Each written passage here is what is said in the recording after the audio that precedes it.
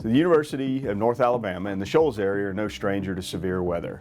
It can happen here. It happened in 2011 at Phil Campbell and Hackleburg, and again in 2018 at Jacksonville State University. So our job as part of the Safety and Emergency Preparedness Committee is to make sure that we're prepared and ready for anything that comes.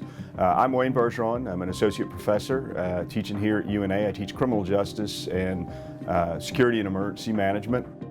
And so there's some things we need to think about in terms of our preparedness for tornadoes and severe weather. So the key to emergency preparedness, particularly for tornado preparedness, is there's really three steps. And the first step is to be informed. So one of the things you need to do to make sure you sign up for line alerts. We all carry smartphones and cell phones, and it's an easy process. You go online, you sign up for the line alert, and you'll get text messages, you'll get phone calls, and you'll get emails when there is an emergency. You also want to make sure that you look into the various apps that are out there.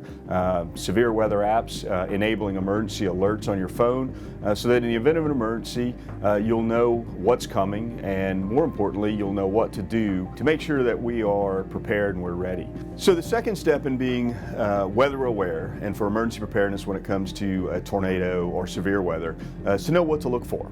And the key component there is to know simply the difference between a watch and a warning. So a watch is merely when the conditions are right that we may have tornadoes and severe weather developing. We could have a bad day.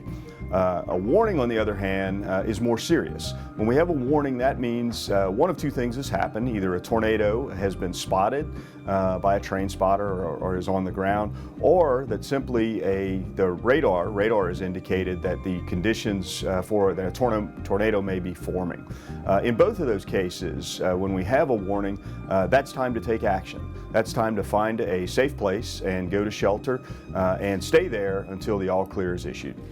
So the third step for emergency preparedness in the event of a tornado or severe weather is to stay low and know where to go.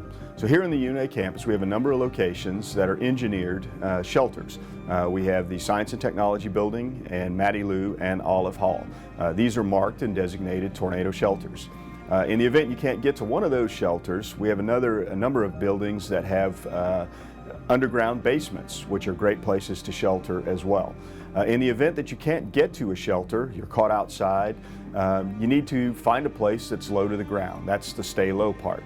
So you want to find a place that's low to the ground, possibly protected, and you want to go there and stay there until the all clear is given. So once the all clear is given, and usually that'll come in the form of a line alert or other information from authorities, you want to remember that these three steps can mean the difference between life and death. For more information on these topics, you can go to una.edu/emergency management and learn more.